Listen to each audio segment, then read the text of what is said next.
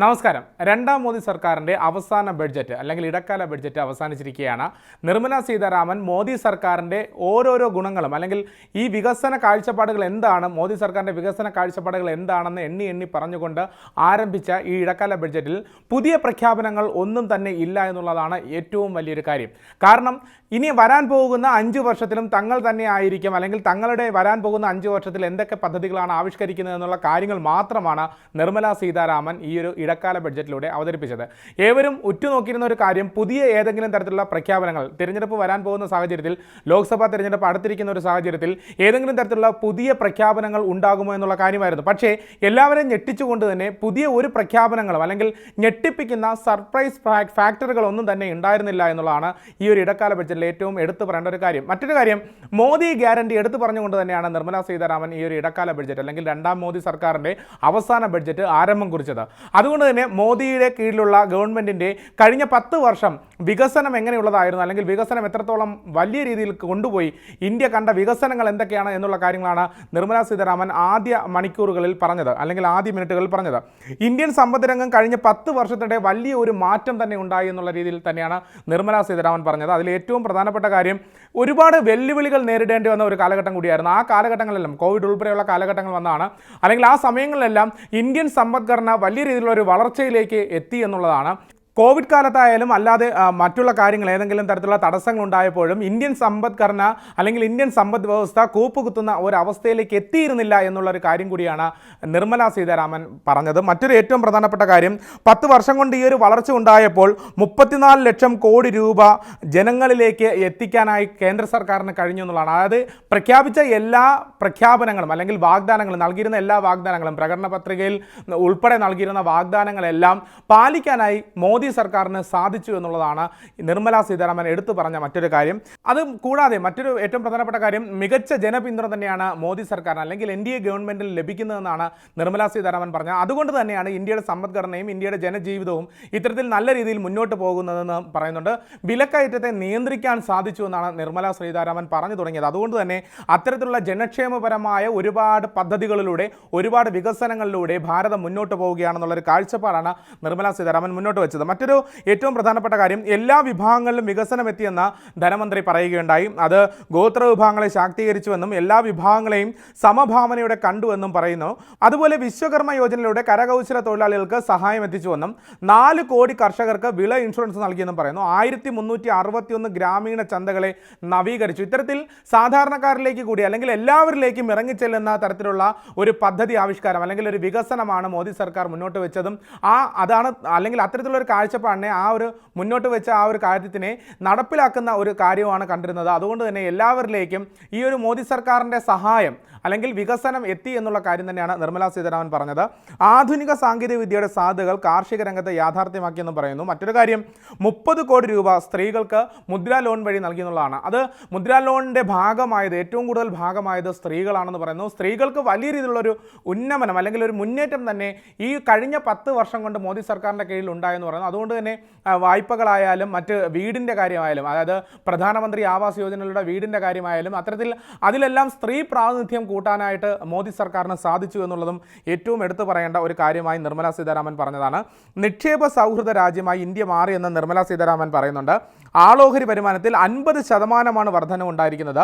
പശ്ചാത്തല വികസനത്തിലും റെക്കോർഡ് വർധന ഉണ്ടായെന്ന് പറയുന്നത്. അതുകൊണ്ട് തന്നെ രാജ്യത്തിൻ്റെ സമ്പദ് വ്യവസ്ഥ പൂർണ്ണമായും വളർച്ചയിലേക്ക് എത്തി എന്നുള്ള കാര്യമാണ് പറയുന്നത്. ഇനി വരാൻ പോകുന്ന 5 വർഷത്തിൽ ഒരുപാട് മാറ്റങ്ങൾ അല്ലെങ്കിൽ ഒരുപാട് വികസന പ്രവർത്തനങ്ങൾ ഇന്ത്യയിൽ ഉണ്ടാകുമെന്ന് പറയുന്നു. അതുകൊണ്ട് തന്നെ അത്തരത്തിലുള്ള ഒരു പുതിയ കാഴ്ചപ്പാടോടുകൂടി തന്നെയാണ് നിർമ്മല സീതാരാമൻ ആ ഒരു കാര്യത്തെയും അവതരിപ്പിച്ചത്. ഞാൻ തുടക്കത്തിൽ പറഞ്ഞതുപോലെ വരാൻ പോകുന്ന തിരഞ്ഞെടുപ്പിലും തങ്ങൾക്ക് വിജയം തന്നെയാണ്, തങ്ങൾ തന്നെയാണ് ഇന്ത്യയുടെ ഭരണം കൈയടക്കിയ അല്ലെങ്കിൽ ഭരണത്തിലേക്ക് എത്തുന്നത് എന്നുള്ള കാഴ്ചപ്പാട് നിർമ്മല സീതാരാമന് പൂർണ്ണമായി ഉണ്ടായിരുന്നത് കൊണ്ട് തന്നെയാണ് ഞാൻ നേരത്തെ പറഞ്ഞ പോലെ സർപ്രൈസിംഗ് ആയിട്ടുള്ള പുതിയൊരു ഫാക്ടർ കൊണ്ടുവരാതെ നിലവിലുള്ള ആ പദ്ധതികളെ അല്ലെങ്കിൽ നിലവിലുള്ള വികസന പ്രവർത്തനങ്ങളെ ഒന്നുകൂടി ഊന്നി പറഞ്ഞുകൊണ്ട് ഇനി വരാൻ പോകുന്ന 5 കൊല്ലത്തിലും ഞങ്ങൾ എന്താണ് ചെയ്യാൻ പോകുന്നത് എന്നുള്ള കാര്യം മാത്രമാണ് നിർമ്മല സീതാരാമൻ പറഞ്ഞത്. അതിൽ ഏറ്റവും എടുത്തു പറയേണ്ട കാര്യം, പ്രധാനമന്ത്രി ആവാസ് യോജന വഴി പുതുതായി 2 കോടി വീടുകൾ നിർമ്മിക്കും എന്നുള്ളൊരു കാര്യമാണ്.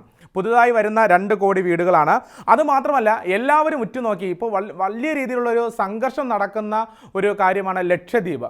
ആ ലക്ഷദ്വീപിനെ പ്രധാന ടൂറിസ കേന്ദ്രമാക്കി മാറ്റും എന്നുള്ളൊരു പ്രഖ്യാപനം കൂടി നടത്തിയിട്ടുണ്ട്. അതുകൊണ്ട് തന്നെ ഇനി വരുന്ന ഈ ഒരു നാളുകളിൽ ലക്ഷദ്വീപിലേക്ക് വലിയ രീതിയിലുള്ള പദ്ധതികൾ, ടൂറിസം പദ്ധതികൾ ആവിഷ്കരിക്കാനാണ് കേന്ദ്ര സർക്കാർ നീക്കമെന്ന് അവിടെ വ്യക്തമാക്കി കഴിഞ്ഞു. മറ്റൊന്ന്, ഈ വാഹനങ്ങൾ വർദ്ധിപ്പിക്കുന്നുള്ളതാണ്. ഇലക്ട്രോണിക് വാഹനങ്ങളെല്ലാം വർദ്ധിപ്പിക്കും. അത് ഇരുചക്ര വാഹനങ്ങളായാലും 4 വീലേഴ്സ് ആയാലും എല്ലാം വർദ്ധിപ്പിക്കും എന്നുള്ളൊരു കാര്യം കൂടി പറയുന്നുണ്ട്.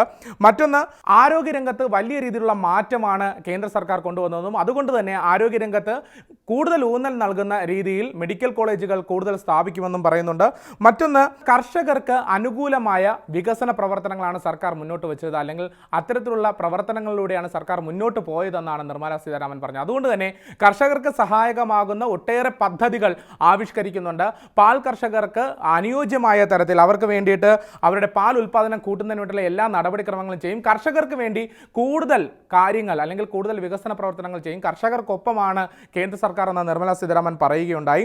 അതുമാത്രമല്ല, ആയുഷ്മാൻ ഭാരത് വിപുലീകരിക്കുമെന്ന് പറയുന്നുണ്ട്. ആയുഷ് പദ്ധതിയിൽ നിലവിൽ ആശാ വർക്കർമാരെയും അതുപോലെ അംഗൻവാടി ടീച്ചർമാരെയും അംഗൻവാടി ഹെൽപ്പർമാരെയും ഈ ആയുഷ് പദ്ധതിയിൽ ഉൾക്കൊള്ളിച്ചിട്ടുണ്ട്. അത് വലിയൊരു ആശ്വാസകരമായ കാര്യം തന്നെയാണ്. അത്തരത്തിൽ ആയുഷ് പദ്ധതി വിപുലീകരിക്കുമെന്ന് പറയുന്നുണ്ട്. മെട്രോയിൽ കൂടുതൽ ഊന്നൽ നൽകുമെന്നും മെട്രോ കൂടുതൽ നഗരങ്ങളിലേക്ക് വ്യാപിക്കുമെന്നും പറയുന്നു. നിലവിൽ വന്ദേ ഭാരത് വലിയ വിജയമാണെന്നും ജനങ്ങളെല്ലാം വന്ദേ ഭാരതിനെ ഏറ്റെടുത്തുവെന്നും അതുകൊണ്ട് തന്നെ വരാൻ പോകുന്ന നാളുകളിൽ കൂടുതൽ വന്ദേ ഭാരത് അനുവദിക്കുമെന്നും നിലവിലുള്ള ട്രെയിനുകളിലെ ബോഗികൾ അല്ലെങ്കിൽ കോച്ചുകളിൽ വ്യത്യാസം വരുമെന്നും അത്തരത്തിൽ എല്ലാ കാര്യങ്ങളിലേക്കും, അതായത് റെയിൽവേയിലെ എല്ലാ കാര്യങ്ങളിലേക്കും കൂടി ഒരു വികസന പദ്ധതി, ഒരു വികസന കാഴ്ചപ്പാട് തന്നെയാണ് മുന്നോട്ട് വെച്ചത്. അതുമാത്രമല്ല 3 പ്രധാന റെയിൽ ഇടനാഴികൾ കൂടി സ്ഥാപിക്കുമെന്ന് പറയുന്നു. അത് വലിയൊരു പ്രഖ്യാപനം തന്നെയായിരുന്നു. 149 പുതിയ വിമാനത്താവളങ്ങൾ നിർമ്മിക്കുമെന്നും 1000 പുതിയ വിമാനങ്ങൾ ഇന്ത്യയിലേക്ക് എത്തിക്കുമെന്നുമുള്ള ഒരു പ്രഖ്യാപനം കൂടി നിർമ്മലാ സീതാരാമൻ നടത്തിയിട്ടുണ്ട്. അത്തരത്തിൽ വിമാനം അല്ലെങ്കിൽ വ്യോമ മേഖലയായാലും റെയിൽ മേഖലയായാലും പുതിയ ഒരു മാറ്റത്തിലേക്ക് കൂടി കടക്കുകയാണ് എന്നുള്ളൊരു പ്രഖ്യാപനം കൂടിയാണ് നിർമ്മലാ സീതാരാമൻ നടത്തിയിരിക്കുന്നത്. മറ്റൊന്ന്, കൂടുതൽ നേരത്തെ പറഞ്ഞ പോലെ കൂടുതൽ വന്ദേ ഭാരതുകൾ എത്തിക്കുമെന്നുള്ളൊരു കാര്യം ഉറപ്പിച്ച് പറയുന്നുണ്ട്. ഈ കർഷകരുടെ കാര്യത്തിലേക്ക് വരുമ്പോൾ ക്ഷീര കർഷകരുടെ ക്ഷേമത്തിനായി കൂടുതൽ പദ്ധതി യാഥാർത്ഥ്യമാക്കുമെന്ന് പറയുന്നുണ്ട്. സമുദ്ര ഉൽപ്പന്നങ്ങളുടെ കയറ്റുമതി കൂട്ടുമെന്നും 2014 ശേഷം സമുദ്രോൽപ്പന്നങ്ങളുടെ കയറ്റുമതി ഇരട്ടിച്ചുവെന്നും മത്സ്യസമ്പത്ത് പദ്ധതി വിപുലമാക്കുമെന്നും നിർമ്മലാ സീതാരാമൻ വ്യക്തമാക്കുന്നുണ്ട്. ഒരു ഇടക്കാല ബഡ്ജറ്റ് ആയതുകൊണ്ട് തന്നെ വലിയ രീതിയിലുള്ള പ്രഖ്യാപനങ്ങളോ വിശദമായ ബഡ്ജറ്റ് അവതരണമൊന്നും നമുക്ക് ഇവിടെ കാണാൻ കഴിഞ്ഞിരുന്നില്ല.